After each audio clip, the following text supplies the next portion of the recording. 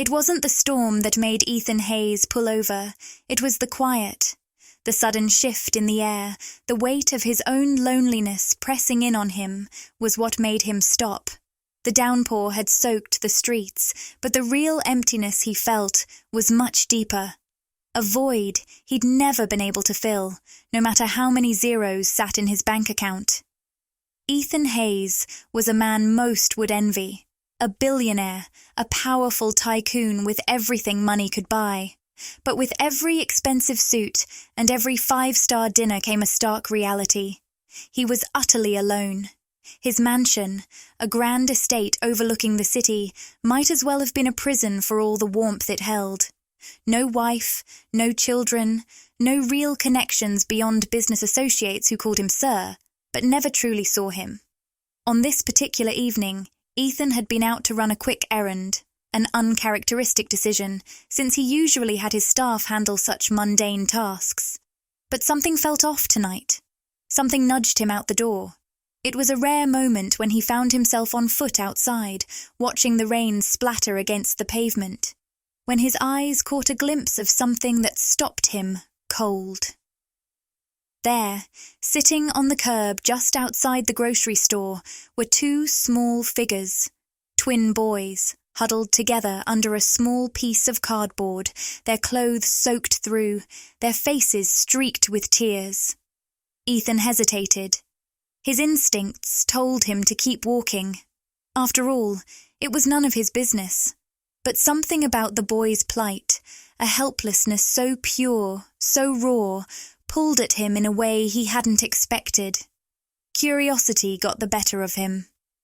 He walked closer, his footsteps echoing in the quiet street as he crouched down to their level. They didn't look up immediately, their sobs muffled by the rain. One boy clutched his brother's arm tightly, both of them shaking from the cold. "Hey, are you okay?" Ethan's voice, though gentle, seemed foreign to him, unused to such compassion. The older boy looked up slowly, his eyes red and wide. "We're lost," he whispered, his voice trembling. "We don't have anywhere to go." Ethan felt a tug in his chest, though he couldn't understand why. He had no children of his own, no experience with caring for anyone besides himself. But as the rain continued to pour and the boys looked up at him with those fearful, pleading eyes, something within him stirred. "I can't just leave them here," he thought. "Come on," he said, surprising himself with his own words. "Let me take you somewhere warm." The boys hesitated, exchanging a silent glance, before one nodded.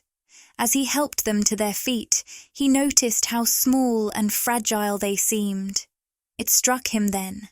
How could anyone abandon 2 innocent children like this? Ethan didn't know what he was getting into.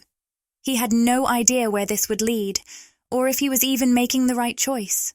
But in that moment, he felt the stirring of something far beyond his business empire, something more powerful than money. The responsibility for these 2 boys. This wasn't just an errand. This was the beginning of something unexpected, something that would change his life forever. But before we continue, if you're enjoying Ethan's journey so far, make sure to like this video and subscribe to our channel for more heartwarming stories like this. You won't want to miss what happens next. Ethan drove the boys home, his luxury car a stark contrast to their worn-out clothes and weathered faces. The silence in the car was heavy, the boys uncertain and shy. Ethan too felt an unfamiliar weight in his chest, but he pushed it aside. "I'll figure this out. They'll be safe for tonight." "That's all that matters," he told himself. When they arrived at his mansion, the twins stared up at the grand structure in awe. Ethan had grown so accustomed to the opulence that it hardly fazed him anymore, but the boys' wonder made him see it in a new light. Inside, he offered them food and dry clothes, but they were distant, clearly not used to kindness. Ethan, though uncomfortable in his role as their temporary protector, tried his best to make them feel at ease. As he sat in the grand living room, watching them cautiously nibble at their food. Ethan felt something inside him stir. This wasn't just a brief act of charity, for reasons he couldn't quite grasp. These boys, Max and Leo, were filling the empty space in his heart he didn't even know existed. But what would he do when the storm passed and reality set back in? Could he really keep them? Or would they too be lost to the world, like everything else he'd ever tried to hold on to? The sound of raindrops hitting the pavement echoed in Ethan's ears as he knelt down in front of the boys. The streetlight above cast a dim glow over their faces, highlighting their pale skin and the rawness of their sorrow. It was hard to look at them without feeling something stir in his chest, something unfamiliar. He had seen plenty of unfortunate situations in his life, especially through his business dealings, but this was different. These were just children, vulnerable, cold, and lost. Ethan's usual indifference to the world around him seemed to evaporate in that moment. His hand hovered in the air, unsure whether to touch them or not. He had always been the type to maintain a careful distance from people, to avoid involvement whenever possible. But as he stood there, seeing those trembling figures huddled together in the rain, his resolve faltered. The older boy, the one who seemed to be the more protective of the two, finally looked up at him. His eyes were wide with fear, his little body shivering as he held his brother close. He opened his mouth to speak, but hesitated, as though unsure whether it was safe to trust this stranger who had approached them. Ethan couldn't blame him. In their situation, trust was likely something they had lost long ago. "What happened?" Ethan asked, his voice softer than he intended. He wasn't sure what made him speak, but his words felt necessary. They seemed to hang in the air between them, as if asking for an explanation, a reason to understand why they were alone. The boy, who couldn't have been more than 8 or 9, wiped his nose with the back of his sleeve before looking up at Ethan. We don't have anywhere to go." His voice was shaky, his words barely more than a whisper. "Our mum's gone, and our uncle, he left us here." His eyes dropped to the ground, as if saying it out loud hurt more than keeping it inside. Ethan stood still, processing the boy's words. His mind churned, trying to make sense of it. Abandoned. No family left to care for them. It wasn't an unfamiliar story, but something about the rawness of it, the vulnerability of the two boys sitting before him, hit him harder than he expected. For a moment, he found himself stuck, unsure of what to do. His instincts screamed at him to walk away. After all, what could he do for them? He wasn't equipped for this. He was just one man, alone in the world, with no idea how to handle children, especially ones who had been through something so painful. But as he stood there, staring down at the two boys, he felt an unfamiliar tug, a deep sense of empathy, one he hadn't felt in years. It was subtle, almost imperceptible, but it was there. These boys were in a situation he could not ignore. His mind tried to rationalize, tried to pull him away from this uncomfortable moment, but something inside of him kept pushing him forward. The younger boy, who had remained silent up until now, finally spoke. His voice, though small, was filled with a quiet desperation. "Please, we don't want to go to the orphanage. It's a bad place." The words sent a shiver down Ethan's spine. He had heard stories about orphanages, the neglect, the mistreatment, the feeling of being forgotten. It was clear from the boy's pleading that he was speaking from experience, and the thought of these boys being sent there made something inside Ethan ache. For the first time in a long while, Ethan felt conflicted. He was a man who had always prided himself on making calculated decisions, on keeping things in control. But nothing about this situation felt controlled. There was no plan, no roadmap, no solution waiting for him. "Listen," Ethan started, his voice faltering. I don't know what's happened or why you're out here alone, but you're not going anywhere tonight. I can take you somewhere safe. I have a place. You can stay there for now." The words sounded strange coming from his mouth. Safe. Home. Words he hadn't said in so long, words that seemed foreign, even to him. But as soon as the words left his lips, he knew there was no turning back. The two boys exchanged a glance, still unsure, still hesitant. Ethan understood their hesitation. Who could blame them? They had no reason to trust him. He was a stranger, just another face in a world that had failed them. But then, as if some invisible weight had been lifted, the older boy nodded slowly. He squeezed his brother's hand, then looked up at Ethan, his expression softening just a little. "Okay," he said, his voice quiet but steady. "We'll come with you." Relief washed over Ethan, though it was fleeting. The decision had been made. He didn't know what the next steps would be, but for now, they were safe. He motioned for the boys to follow him, and they did, walking slowly behind him as he led them to his car. The rain was relentless as they made their way to the vehicle. Ethan didn't say much, unsure of how to continue the conversation. The boys, for their part, were quiet, their eyes darting around as though expecting something to go wrong at any moment. When they got into the car, the warmth of the interior was a sharp contrast to the chill of the rain. Ethan glanced in the rearview mirror and saw the boys sitting there, side by side, their eyes wide and curious, but still guarded. It was clear they didn't quite know what to make of this sudden change in their circumstances. As he drove, Ethan tried to focus on the road ahead. He tried not to think about the sudden weight that seemed to settle in his chest. Taking care of them, even temporarily, felt like a responsibility he hadn't signed up for. Yet, it was undeniable. He glanced in the rearview mirror again, watching the boys in the back seat. The silence between them was heavy, but it was punctuated by a small voice from the back. "Thank you," the older boy said quietly. Ethan wasn't sure how to respond, but he found himself nodding in acknowledgement. For the first time in what felt like years, he wasn't just a businessman or a lonely tycoon. In that moment, he was someone who had made a difference, at least for tonight. The road stretched on, and the world outside seemed so far removed from the small life he had built in his mansion.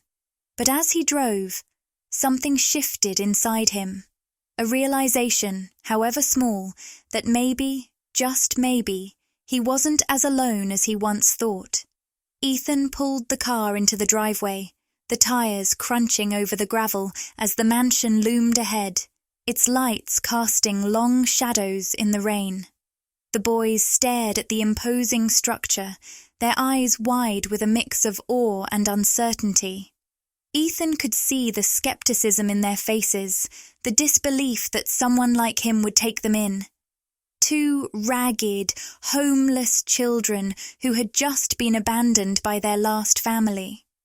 The mansion's marble pillars stood like silent sentinels as the boys hesitated, unwilling to step forward without the reassurance they desperately needed. The wind howled around them, but the boys stood frozen, their eyes darting from Ethan to the grand house, unsure of what to expect.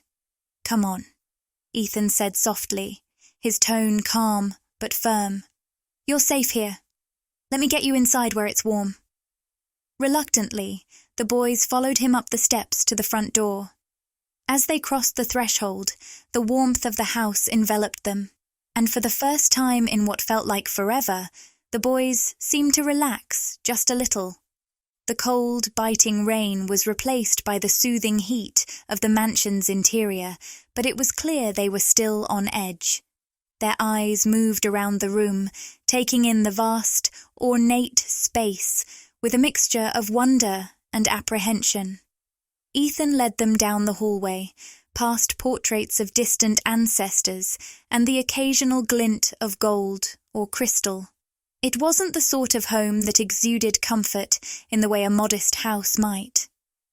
His mansion was more a symbol of his wealth, an architectural marvel designed for someone with no family, no personal connections, just an empty, cold monument to his success. He cleared his throat awkwardly. "I'll get you both some food. You must be hungry." The older boy, Max, looked up at him, his expression still guarded. "We don't want to be a bother," he muttered, shuffling his feet nervously. Ethan paused for a moment, caught off guard by the boy's words. He had always been the one in charge, the one who made decisions, but here, with these two boys in his home, he felt completely out of his depth. He wasn't sure how to care for them, how to ease their minds, or how to make them feel safe. "You're not a bother," Ethan said quietly, though he wasn't entirely sure what he meant by it. "You're my guests." The words felt strange coming from him. He wasn't used to having guests. He was used to solitude, to an existence where no one depended on him, where no one looked to him for help or reassurance.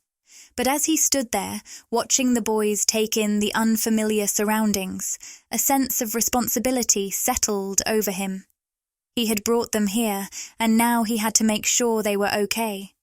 He led them into the kitchen, where the soft golden glow from the overhead lights illuminated the sleek, polished counters. Ethan quickly got to work, preparing a simple meal. Soup. It was the easiest thing he could think of, something warm and comforting that didn't require too much effort. The boys sat at the island, fidgeting nervously, their eyes still shifting between Ethan and the extravagant kitchen. Max spoke again, his voice barely above a whisper. "Is this all yours?" He gestured around the kitchen, his eyes wide with awe. Ethan nodded, but the question caught him off guard. It was clear the boys had never seen anything like this before. Luxury, abundance. It seemed so far removed from their reality, from the cold streets they had just escaped. "It is," Ethan replied quietly. "But it's just a house. It doesn't mean much if you don't have anyone to share it with." Max and Leo exchanged a quick look. They didn't say anything more, but the hesitation in their eyes lingered. Ethan could almost feel the weight of their skepticism. They had no reason to trust him, no reason to believe that someone like him, someone with so much, would do anything for them. He placed 2 bowls of steaming soup in front of them, and the smell seemed to draw them in. They hesitated, but eventually they began to eat, their hands trembling slightly as they picked up the spoons. Ethan watched them closely, noticing how they both seemed to move in sync, how they occasionally glanced at each other for reassurance before taking a bite. As they ate, Ethan busied himself with preparing a few dry clothes for them. The clothes he provided were probably far too big, but at least they would be warm.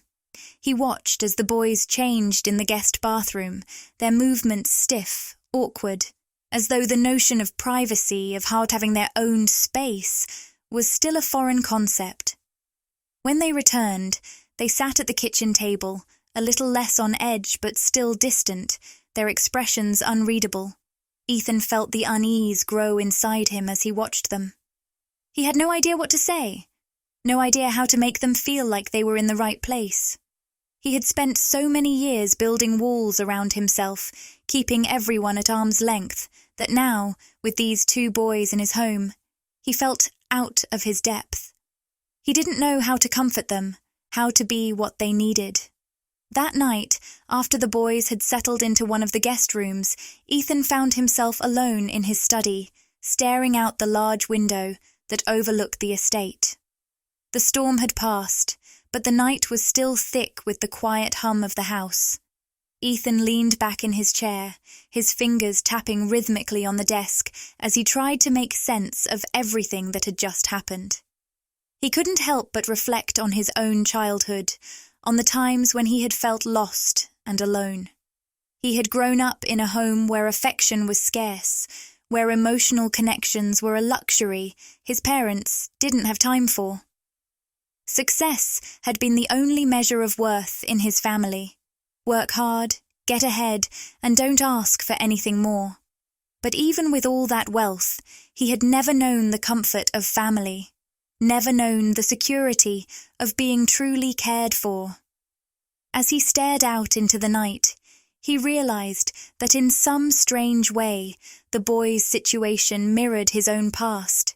They had been abandoned, left to fend for themselves without the love and support every child should have. And he?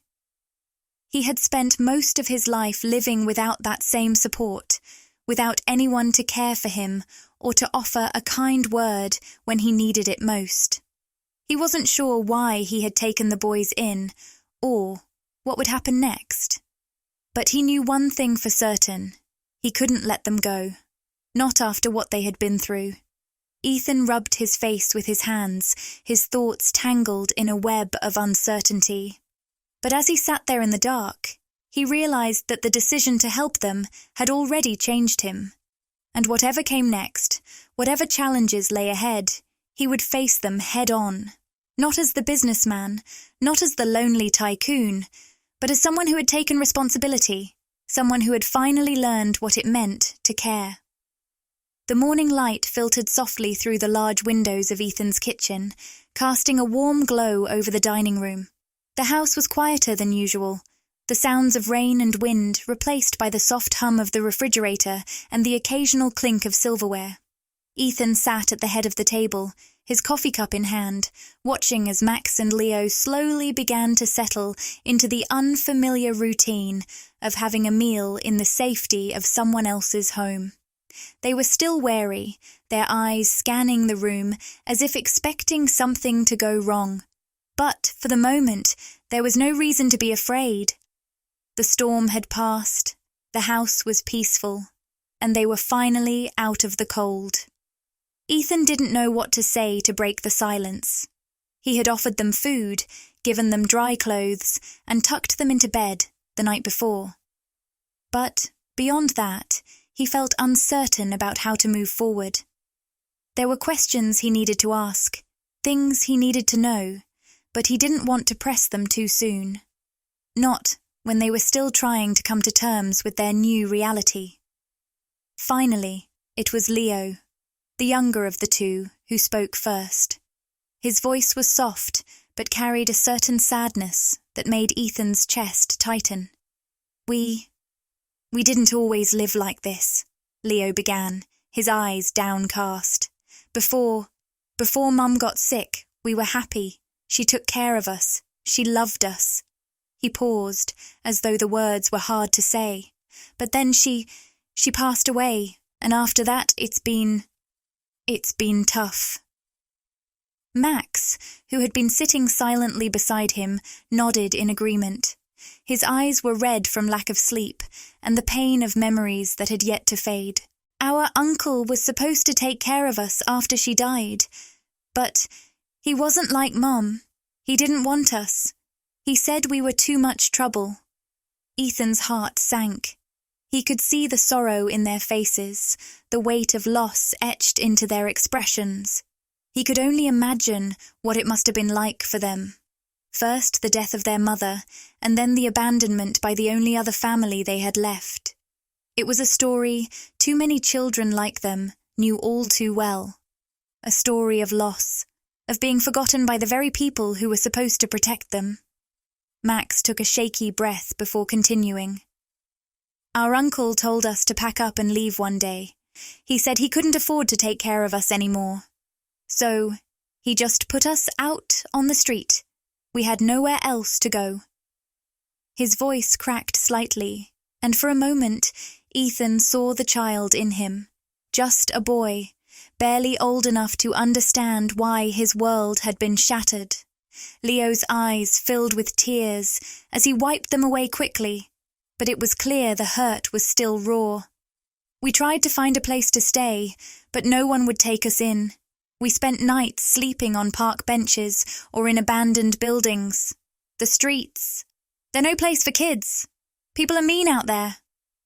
Ethan's mind raced as he listened to their story. It wasn't hard to imagine the kind of pain and hardship they had gone through.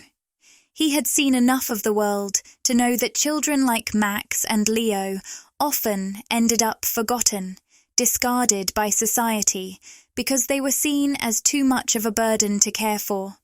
But something about their plight struck Ethan more deeply than he expected.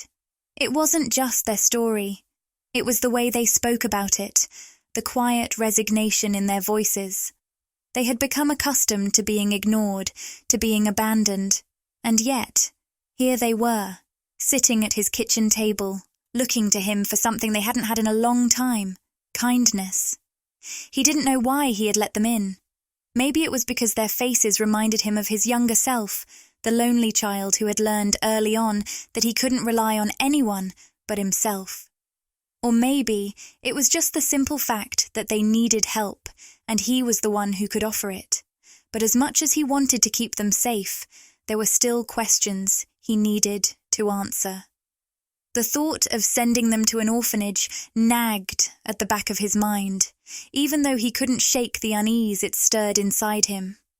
After breakfast, Ethan excused himself for a moment, needing space to think. He stepped into his study, the door clicking shut behind him as he stared out the window. His hand rested on the desk, tapping lightly as he processed what he had just heard. He had planned to call the authorities this morning. After all, he had no legal right to keep the boys. They weren't his responsibility. But the more he thought about it, the more he realized that sending them to the local orphanage might not be the solution he had hoped for. There was something unsettling about the way Max and Leo spoke about their time in the streets, about the people they had encountered. It wasn't just the lack of care. They were talking about something deeper, something darker. The orphanage, as they described it, wasn't a safe haven. It wasn't a place where children were cared for. It was a place where children were treated as little more than statistics, forgotten, abused, neglected. His hand curled into a fist, his thoughts clouded with frustration. He wasn't an expert in child welfare, nor did he know much about how orphanages operated. But if what the boys had said was true, he couldn't in good conscience send them to a place like that. They had already been through enough. Ethan's gaze fell to the phone on his desk. It sat there, silent and unmoving, the weight of the decision pressing down on him. He could call the authorities, get them involved, and maybe things would work out. Maybe the boys would be placed somewhere safe. But would it really be better? Or would they just end up back in the system, lost once more? A soft knock on the door interrupted his thoughts. "Ethan? Are you okay?" It was Max's voice, tentative and uncertain. Ethan swallowed hard before responding. "Yeah, I'm fine, just thinking." He took a deep breath, his mind made up. He couldn't send them away, not like this, not without doing everything he could to find them a better life. He didn't know what that looked like yet, but he would figure it out. He had to. With a final glance at the phone, he pushed the thoughts aside. He wasn't going to make any calls today. Not yet. Instead, he stood up and walked toward the door, ready to face the reality of his decision. He wasn't just going to shelter them for a night or two. If he was going to help, he needed to commit fully. These boys weren't just temporary guests in his home, they were children who had been let down by the world, and it was up to him to make sure they didn't fall through the cracks again. As he opened the door, Max and Leo stood on the other side, looking at him with hopeful eyes. Ethan offered them a small smile, a silent promise that no matter what, he wasn't going to let them go. The days that followed were nothing like what Ethan had expected. He had taken in Max and Leo with a sense of duty, wanting to help, but not knowing what kind of relationship would emerge. At first, everything felt awkward. The boys were still adjusting to the strange world of his mansion, and Ethan was equally unsure of how to navigate their presence in his life. But slowly, the barriers between them began to fall away. Ethan wasn't sure exactly when it happened, but one morning, as he watched Max and Leo sitting at the breakfast table, laughing over a shared joke, he realized that they weren't just filling a temporary space in his home, they had become a part of it. He had never been particularly sentimental, never one to get caught up in feelings. But now, there was something different in the air. A shift he couldn't ignore. The boys were beginning to trust him. Slowly, but surely, they were opening up. Leo, who had been the most hesitant at first, was starting to speak more freely, sharing little bits of his day-to-day thoughts and impressions. Max, the older one, had a quiet strength about him, but even he was showing signs of relaxation, smiling when Ethan tried to joke around, or seeking his company during meals. It wasn't just their presence that was changing the atmosphere of the house, it was how they made Ethan feel. He hadn't realized how much he had isolated himself from the world until now. His life had been consumed by work, by goals, by the relentless pursuit of success. But here, in the small moments with Max and Leo, Ethan was discovering something he had lost long ago. Connection. One evening, after dinner, Ethan found himself sitting across from Max and Leo at the large dining room table. He had pulled out an old chess set, one that had been gathering dust in a corner of the room. Ethan hadn't played in years, but something about the boy's curiosity had drawn him in. "Do you know how to play?" Ethan had asked, setting the pieces up. Both boys shook their heads, and Ethan smiled. "Well, let me teach you." At first, it was a slow process. They fumbled with the pieces, asking questions with every move, but Ethan didn't mind. He enjoyed the challenge of explaining the rules, showing them the strategies, and watching as they slowly began to understand the game. Leo, with his quick thinking, picked up the rules faster than Max, but Max had a quiet, methodical approach, thinking each move through carefully. It was fascinating for Ethan to watch them work through the game in their own unique ways. "Your move," Ethan said one evening, his voice lighter than it had been in years.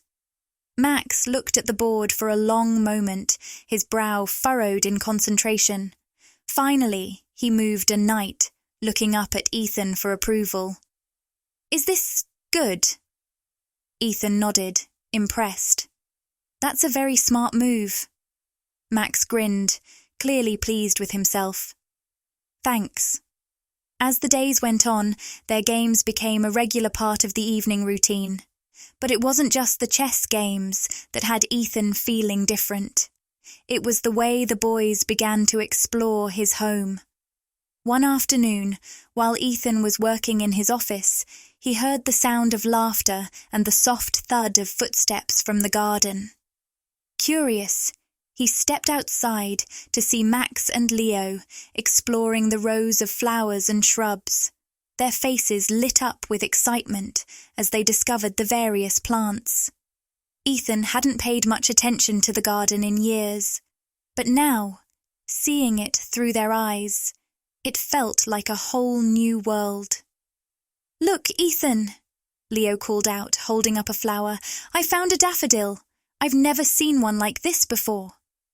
Ethan smiled, feeling a warmth in his chest that he couldn't quite explain.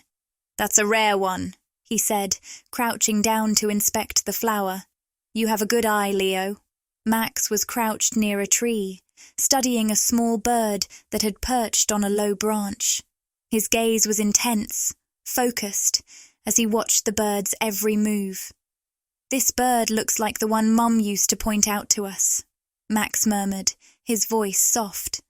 "She always said it was lucky." Ethan hesitated for a moment before responding, not wanting to intrude on their memories. But he couldn't ignore the tender look in Max's eyes. "I think it's lucky too," he said quietly. "Maybe it's here for a reason." Max glanced at him, and for the first time since he arrived, there was a flicker of something hopeful in his expression. He didn't say anything, but the connection between them was undeniable. It was as if, for a moment, their pasts had collided in a way that made the present feel a little bit lighter. The garden became a place of refuge for the boys. They would spend hours there, exploring the different plants, playing games, and sometimes just sitting in the shade of the trees. It was clear they were starting to find a sense of peace in the space, and with each passing day, Ethan found himself drawn to the garden too. He'd never been one for nature, never cared much for anything outside of his work and his investments. But something about the simplicity of the garden, the way it offered a break from the busy world, began to bring him a sense of calm that he hadn't felt in years. He could hear the boys' laughter echoing in the air, see them running from one end of the garden to the other, and he realized that he was no longer simply tolerating their presence. He was enjoying it. Ethan's world had begun to change, piece by piece, through these small moments. The idea of being alone didn't seem so comfortable anymore. The thought of returning to his solitary life, surrounded only by luxury and the distractions of his business, felt hollow in comparison to the joy the boys brought to his home. Even more surprising was the fact that he wanted to continue being there for them. Not out of obligation, but because he had grown to care for them. Max and Leo were no longer just two boys he had taken in on a whim. They were becoming a part of his life, and as much as it scared him, Ethan could no longer ignore the truth. They had become something he didn't know he needed: family. The more time he spent with them, the more Ethan realized that his life, though full of wealth and success, had always been incomplete. He had spent so many years chasing after things that didn't truly matter. But in the presence of Max and Leo, he was learning that there was something far more valuable than all the money in the world: love. And with that realization, a new chapter was beginning to unfold in Ethan's life, one he hadn't expected, but one he was slowly beginning to embrace. The unexpected knock at the door sent a chill down Ethan's spine. It was early in the morning, just as he was finishing his cup of coffee, his mind still foggy from the quiet peace of the previous night. He wasn't expecting visitors. The house had been still for the past few days, with only the soft footsteps of Max and Leo breaking the silence. But now, standing at the door, was a woman he didn't recognize, a clipboard in hand, her face serious. "Mr. Hayes?" she asked, her voice professional, but there was a hint of concern beneath it. "Yes," Ethan responded, setting his coffee cup down. "I'm Jane Miller, with Child Welfare Services," she said, her eyes scanning the grand foyer behind him. "I'm here about the two boys staying with you, Max and Leo." Ethan's heart skipped a beat. A rush of anxiety flooded his chest, though he tried to remain composed. "What's this about?" he asked, though he feared he already knew. "We've received a report from a neighbor who saw the boys here and raised concerns. We need to ensure that they are in a safe and suitable environment." Ethan stiffened, his thoughts immediately darting to the worst-case scenario. Could someone be questioning his ability to take care of them? Was it possible they would be taken away from him? The idea sent a pang of panic through him. He wasn't ready for that. Not now. Not when everything had started to feel right. "I see," he said, his voice strained. "Please, come in." The social worker stepped inside, glancing around the luxurious entryway. Ethan felt a wave of discomfort wash over him. He wasn't sure why, but there was something about her presence that made him feel out of place. This wasn't just a visit, it was an assessment, a judgment, and that made him uneasy. She smiled politely, but didn't seem impressed by the grandeur of his home. "I understand you're the one looking after Max and Leo now?" she asked, sitting down in one of the chairs near the entrance. "Yes," Ethan replied, trying to steady himself. "I found them outside one night. They had nowhere to go, so I brought them in." "I see," she said again, scribbling something down on her clipboard. "And how long have they been living here?" "It's been about a week now," Ethan answered, his voice calm despite the growing unease inside him. "Has anyone been looking after them, aside from you?" she asked, looking up from her clipboard. "No," Ethan said firmly. "I've been handling things myself." The social worker raised an eyebrow. "You're a single man, Mr. Hayes, a successful businessman, but your schedule must be demanding. Are you sure you're able to give these boys the care they need?" Ethan's throat tightened. The questions felt like an attack, even though he knew they were routine, but it still stung. He had never thought of himself as an unfit guardian.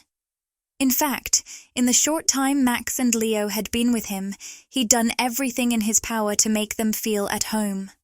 But hearing these doubts from a stranger, someone who didn't understand, was unnerving. "I can handle it," he said firmly, trying to hide the cracks in his voice. "I've been looking after them just fine." The social worker didn't seem convinced. She looked at him with an unreadable expression, and for a moment the silence hung in the air between them. Ethan could hear the faint sound of Max and Leo playing in the other room, their laughter spilling into the hallway. His heart swelled at the sound, but it also made him feel a new sense of urgency. He couldn't let anything happen to them. Not now. "Mr. Hayes," the social worker began, breaking the silence. "I need to assess the situation further. I'll need to speak to Max and Leo to get a sense of how they're adjusting." Ethan's mind raced. He couldn't let this woman talk to them alone.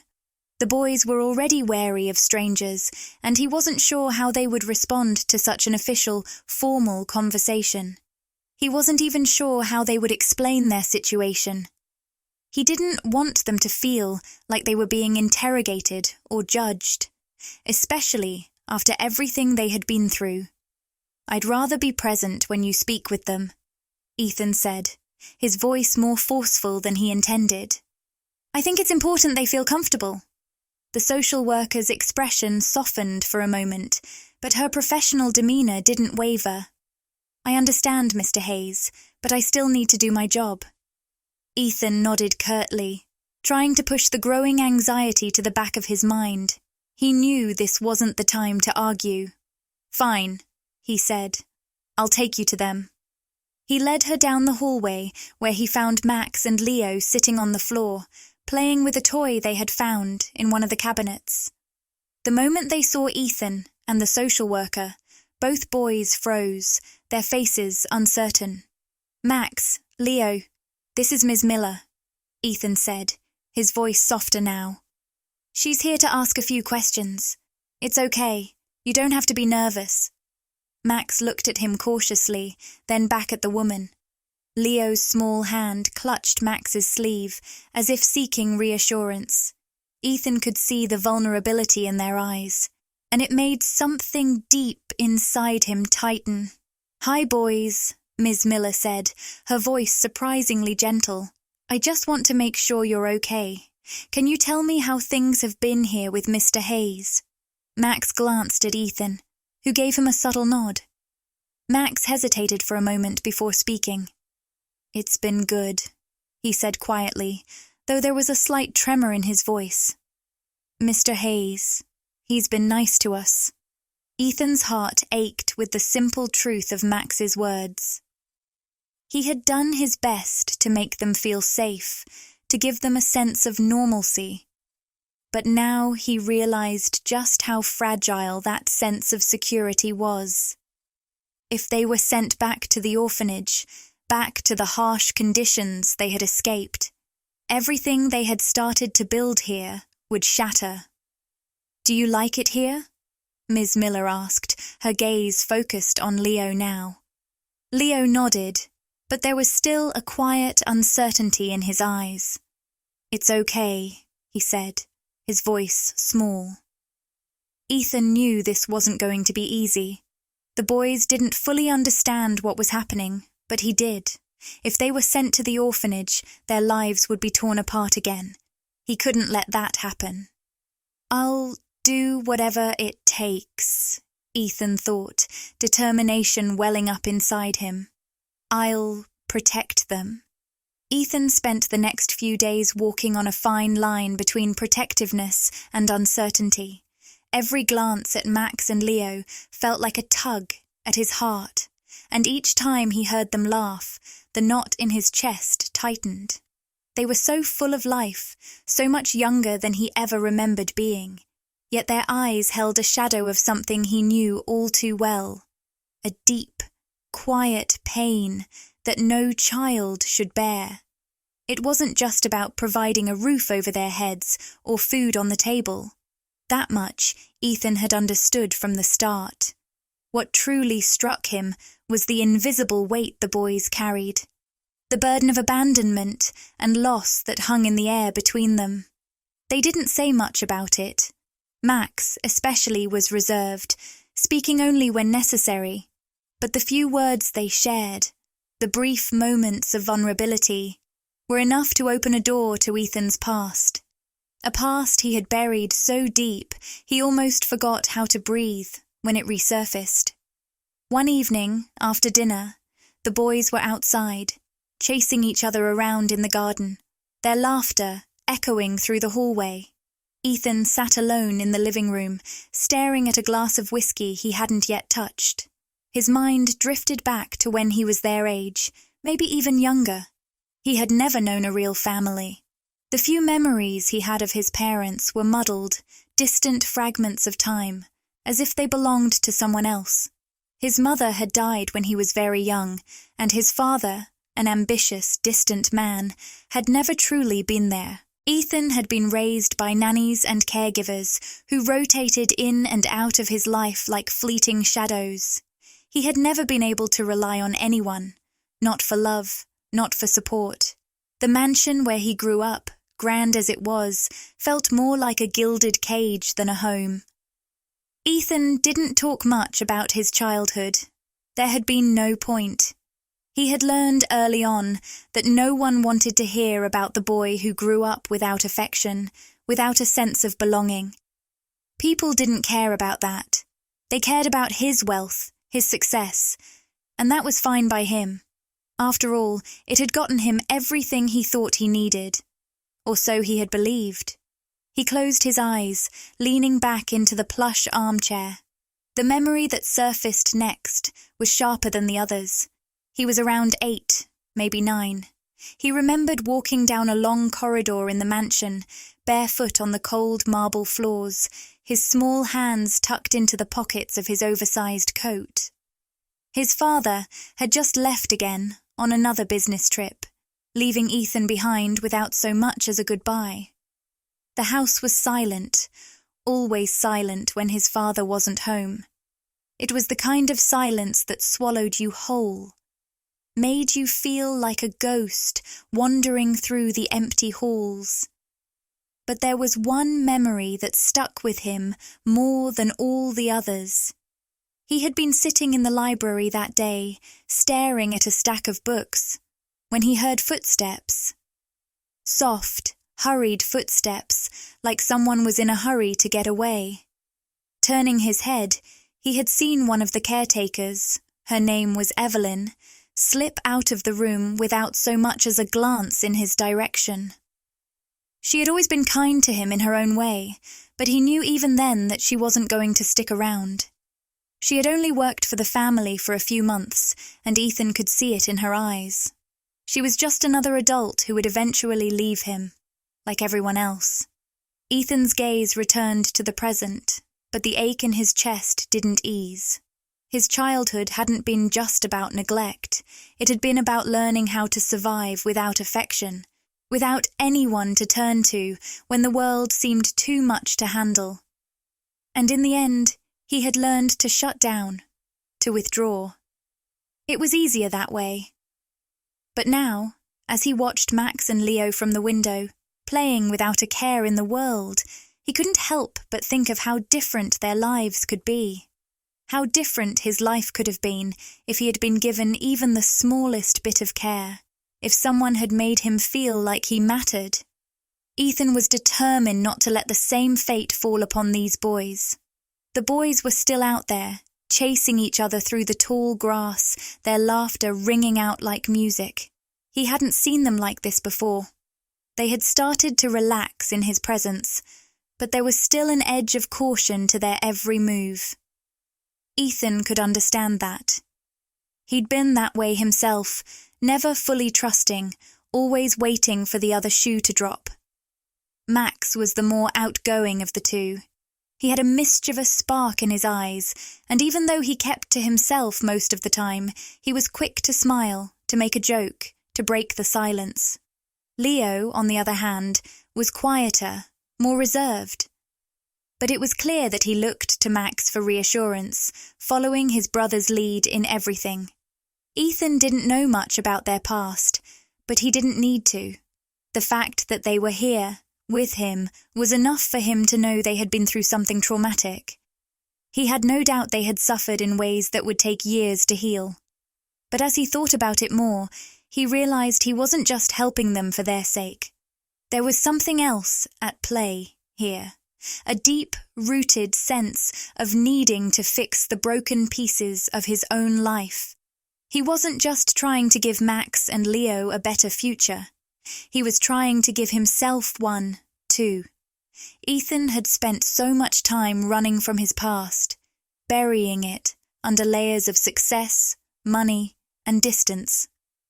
But now, with Max and Leo in his life, he saw a chance to make things right, to break the cycle of abandonment and neglect that had haunted him for so long. If he could give these boys a chance, if he could protect them from the world that had turned its back on them, maybe he could finally find a way to forgive himself for the past he couldn't change. The sound of footsteps interrupted his thoughts. He turned to find Max and Leo standing at the door, both of them looking at him with expectant eyes. "We're hungry," Max said, his voice playful, but with a hint of uncertainty. Ethan smiled, the tightness in his chest loosening slightly. "Dinner is just about ready," he said, his voice soft but steady. "Come on in." As they sat down to eat, the weight of his past felt a little lighter. For the first time in years, Ethan felt a flicker of hope. This wasn't just about him helping the boys. It was about giving all of them a chance to rebuild, to heal, and to move forward. He looked at Max and Leo, and for the first time, he saw them not as abandoned children, but as a family. His family. Ethan didn't realize how much he had been holding back until Clara arrived. The house had been quiet for so long, an eerie stillness that clung to the walls, reminding him of the emptiness he had lived with for years. He had tried filling that void with his work, with the cold comforts of wealth and success. But now, with Max and Leo's laughter ringing through the halls, and Clara's warm presence brightening up the space, the mansion was starting to feel different. Clara was nothing like the housekeepers Ethan had hired in the past.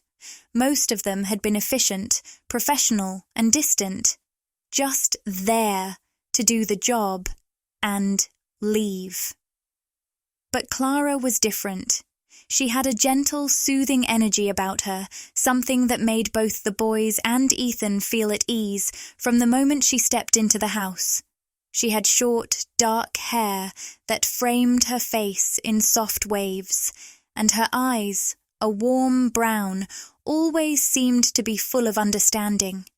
She had a calm way of moving, as if she had all the time in the world, even when there was none. The first time Ethan saw her interact with Max and Leo, he couldn't help but notice how natural it felt. She spoke to them with kindness, but also with a firm hand when needed, always making sure they felt safe without coddling them. It was the balance Ethan hadn't realized he needed, but one he now recognized as vital. Her presence didn't just help the boys feel secure, it started to have an effect on Ethan too. At first, he had been unsure about bringing anyone else into their little world. The idea of relying on someone, of letting another person in, made him uneasy. But Clara wasn't just there to clean or cook. She was there to care for the boys, to nurture them in ways that he hadn't yet figured out how to do. And in doing so, she was teaching him things about himself that he hadn't even known he needed to learn. As the days passed, Ethan began to observe her closely. He found that he admired her patience, her ability to listen, and how she made everything feel effortless. It was as if she had been doing this for years, but her heart wasn't hardened by experience. Instead, it was open, warm, and genuine. She had a way of looking at the boys that told them they mattered, something Ethan had never had growing up, but now saw clearly as one of the most important things in the world. One morning, as Ethan sat at the breakfast table, he watched Clara prepare a meal for the boys. Max was sitting on a stool, swinging his legs impatiently, while Leo carefully traced the pattern of his cereal bowl with his finger. Clara was humming softly under her breath, her movements graceful and efficient. There was a serenity in her presence that filled the room in a way Ethan hadn't expected. "Can I help with something?" Ethan asked, his voice a little awkward, unsure if he should even be offering. Clara glanced up at him, her eyes brightening as if she had been waiting for him to say something like that. "You're always welcome to help," she said with a smile. "But if you're trying to escape a busy day at work, I understand." Ethan chuckled softly, running a hand through his hair. "It's not that. I don't know. I'm not used to this, to all of this," he said, his eyes drifting to the boys. Clara gave him a knowing look, one that seemed to cut straight to the heart of what he was feeling. "You're doing well, Ethan. More than well. But sometimes, even the strongest people need help, and that's okay." Her words, simple yet profound, hit him harder than he expected. Ethan had never liked asking for help. He had built his empire on the idea that he could do everything on his own. But with Clara's presence, he was starting to see that it didn't have to be that way. There were people who cared, people who could help, and he wasn't weak for allowing them in. Later that morning, after breakfast, Max and Leo were outside, playing a game of tag. Clara joined them, her laughter mixing with theirs as she chased them around the yard. Ethan watched from the window, feeling a warmth spread through him. For the first time, the house felt alive, filled with laughter, love, and something that resembled a family. It was something he had never experienced before, and yet it felt so right. He found himself lingering in the doorway, his arms crossed over his chest. Clara was chasing Leo now, both of them running in circles as Max cheered them on. Ethan felt a pang in his chest, a strange mixture of gratitude and longing. He hadn't realized how much he had craved the connection that was slowly blossoming in front of him. He had spent so many years alone, so many years pushing people away, thinking he was fine. But now, with Clara in the picture, with Max and Leo in his life, he was beginning to understand what he had been missing all along. Clara caught sight of him watching from the door and gave him a playful wave. Max and Leo both turned, grinning at him like they were in on a secret joke. The sight was enough to make him smile, though it felt foreign, like it didn't quite belong on his face. But for once, he didn't mind. The smile felt right. Over time, Ethan began to open up more, not just to Clara, but to Max and Leo as well. He found himself sitting with them in the evenings, talking about small things, sharing stories, and occasionally even playing games together. The connection between them grew stronger each day, and with it, Ethan's understanding of what true family meant. It wasn't about blood or lineage. It wasn't about wealth or success. It was about the people who cared for you, the people you cared for in return, and the bonds that formed when you opened your heart and let them in. The mansion, once just a symbol of Ethan's success, was now something more. It was a home, a real home. It was a place where laughter echoed, where love was given freely, and where Ethan, for the first time in his life, felt like he belonged. And as he watched Clara interact with the boys, her care and attention to their every need, he couldn't help but feel a deep sense of gratitude. She had become the missing piece, the warmth that had filled the empty corners of his heart. "Thank you," Ethan found himself saying one evening as Clara was preparing dinner. He wasn't sure if she had heard him, but when she turned to look at him, her expression soft and understanding, he knew she had. "For what?" she asked, her voice gentle. "For everything," Ethan replied, his voice thick with emotion. "For helping me see that family isn't about having it all together. It's about being there for each other." Clara smiled at him, her eyes warm.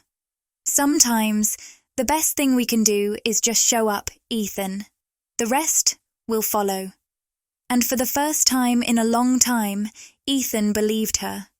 Ethan sat in his office, staring at the file in front of him, his mind racing. The sun had long since set, and the faint glow of the desk lamp cast shadows across the room. The silence was almost suffocating, broken only by the occasional rustle of paper as he sifted through the documents. He had asked his assistant to pull up anything related to the boy's mother, anything that might explain how Max and Leo had ended up alone on the streets. He had to know more. He couldn't help them properly until he understood their past. As his fingers flipped through the pages, one name kept appearing: Jessica Turner. Her name, alongside a few others, was listed under a company contract. At first, Ethan didn't think much of it, but as he read further, details began to emerge. Jessica had worked for one of his companies years ago, back when he was still building his empire. She had been an employee at a warehouse he'd owned, nothing more than a face in the crowd of workers. But what Ethan read next made his stomach drop. The report outlined that Jessica had been part of a team involved in a serious industrial accident. A faulty product, a result of cost-cutting measures Ethan's company had implemented, had caused an explosion at the facility where she worked. The incident had claimed the lives of several workers, including Jessica's. Ethan had known about the accident. It had made headlines at the time, but he had never realized the extent of his company's involvement. It had been a cold, distant memory, buried under the weight of new projects and expansion. Now, as he sat there reading the details, he felt the full weight of it. Jessica's death had been preventable. If his company had made the right choices, if the right precautions had been taken, she would still be alive. Ethan felt sick to his core. He had made his fortune by cutting corners, by pushing for faster results at any cost. And now he was seeing the aftermath of those decisions. The boy's mother, their only parent, had died because of his greed. Max and Leo had been left with no one, no family to care for them. And now they were with him, under his roof, safe for the moment. But for how long? His mind wandered back to the first night he'd met them. They had been so frightened, so lost. They didn't understand the world, and in many ways, neither did Ethan. He had thought he was helping them, giving them a warm place to stay, food to eat. But was that enough? Was it enough to erase the suffering that had come before them? He leaned back in his chair, closing his eyes for a moment, as guilt flooded over him. He hadn't just failed these boys in a moment of crisis. He had failed their mother, too. His decisions, his actions, had set the course of their lives. The weight of his responsibility was heavy, and it seemed to grow with every passing second. The more he thought about it, the more Ethan realized that he couldn't just make this right by giving the boys a home. No, it was bigger than that. He couldn't bring their mother back, but he could make sure that no other family had to suffer the way they had. And that meant taking a long, hard look at the way his business operated. Ethan was a man used to control. He was used to making decisions that affected thousands of people, and he had built an empire on that power. But now he was facing something he had never imagined. The very thing he had built was responsible for ruining lives. He couldn't let that stand. For the first time in a long time, he didn't care about the numbers, the profit margins, or the deals he had to close. What mattered now was making sure that no one else would be hurt by his company's reckless decisions. He would do whatever it took to change the way his business ran, even if it meant sacrificing everything he had worked for. He stood up from his desk and walked to the window, looking out over the city. The lights below twinkled like stars in the distance, and for a moment, everything felt still. Quiet. The world outside seemed so separate from the turmoil in his heart. But he knew he couldn't keep living this way. He had a chance to make things right, and if he didn't take it, if he didn't act, then the guilt would eat him alive. Ethan turned back to his desk and picked up the phone. It was time to make some calls. He would start by reviewing every aspect of his business. Every decision that had been made in the name of profit. He needed to find every corner that had been cut, every worker who had been overlooked, and he would change it. But his journey wouldn't stop there. He would make sure that Max and Leo would never have to feel abandoned again. They deserved a future that was better than the one they had been handed, and he would be the one to give it to them. As he picked up the phone, his heart felt a little lighter. It was a small step, but it was a step in the right direction. And for the first time in a long time, he felt that maybe, just maybe, he could fix things. The courtroom was silent as Ethan sat in the front row, his hands resting firmly on the edge of the seat. Across from him, the lawyer representing the state shuffled through documents, her eyes occasionally flicking over to him with skepticism. The atmosphere was tense, and every minute felt like an hour. But Ethan wasn't going to back down, not this time. It had been a long, exhausting battle. Legal hurdles, social workers and officials had all raised objections, some concerned about Ethan's ability to care for Max and Leo. Others questioning whether a single man, no matter how wealthy, could provide the stability the boys needed. But Ethan was determined. He had fought too hard to let them slip away now. These boys had become his family, and he wasn't going to let anyone take them from him.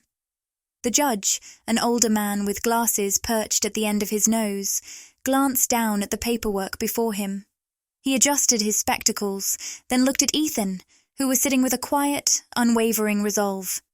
Mr. Hayes, you've made it clear that you want to adopt these boys, and I can see that you've made significant efforts to ensure their well-being. But I must ask you, are you ready for the responsibility?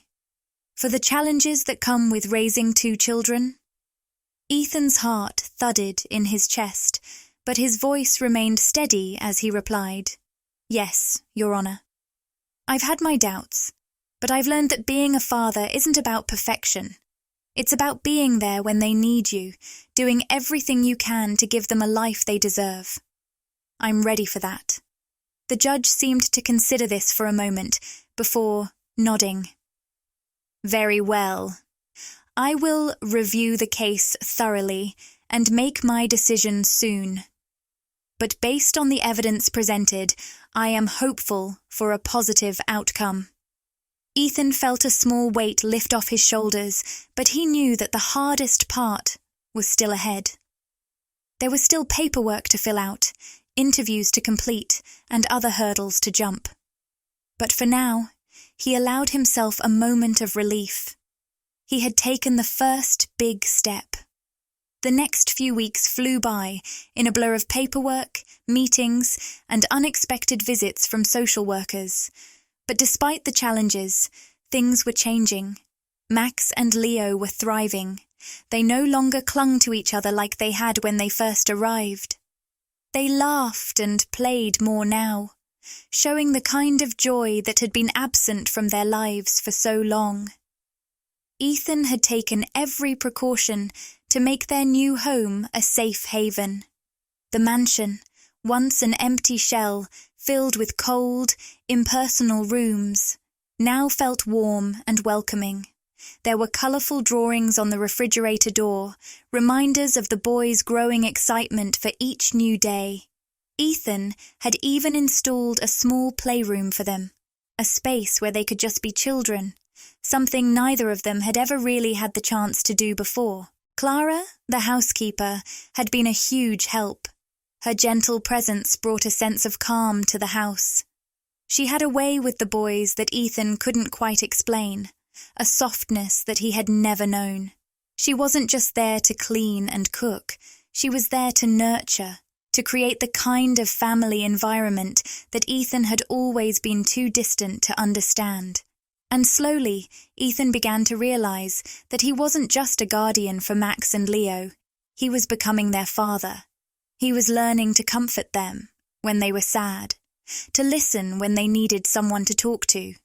It was a role he had never imagined for himself, but one he was now stepping into with a quiet kind of certainty. The mansion, which once felt so empty, now pulsed with life. The sound of their laughter filled every room, and Ethan couldn't remember the last time he had felt so content. One evening, as he stood in the kitchen preparing dinner, Ethan overheard Max and Leo talking quietly at the table. He wasn't trying to eavesdrop, but their words caught his attention. "I think he really wants to be our dad," Leo said, his voice soft, but filled with a sincerity that made Ethan's heart swell. "He's been so nice to us." Max nodded. "I know. I think he really cares about us. He's changed, Leo. He's not like he was before." Ethan felt his throat tighten at their words. He had never been one to express his feelings easily. But in that moment, the truth of their words struck him deeply. They were right. He had changed. He wasn't the man he had been before that rainy night when he found them outside the grocery store. He had never known what it meant to love unconditionally, to open his heart to someone in a way that wasn't calculated or transactional. But now, with Max and Leo in his life, he was learning that love was something that didn't need to be earned. It was something you gave, freely and without hesitation. He walked over to the table and sat down beside them, offering them both a small smile. "I'm glad you both feel that way," Ethan said, his voice surprisingly steady. "Because I do want to be your dad. I want to be the person you can count on. Always." Max and Leo both looked up at him, their faces lighting up with a mix of surprise and joy. It was a simple moment, but to Ethan, it meant everything. He had come a long way from the lonely, distant man he once was. Days passed, and the legal process moved forward. The adoption was eventually finalized, and Ethan felt a sense of peace settle over him that he had never known before.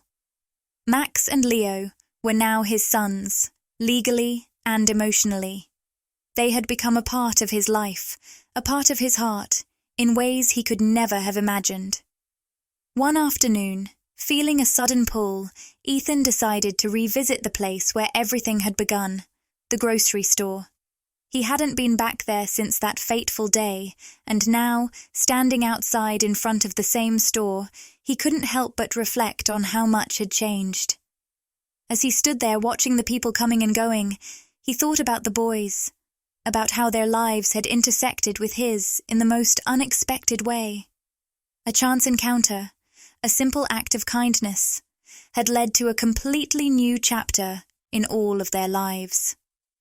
Ethan realized that sometimes it was the most unexpected moments that changed everything. He took a deep breath, letting the cool air fill his lungs, and for the first time he truly understood the power of second chances.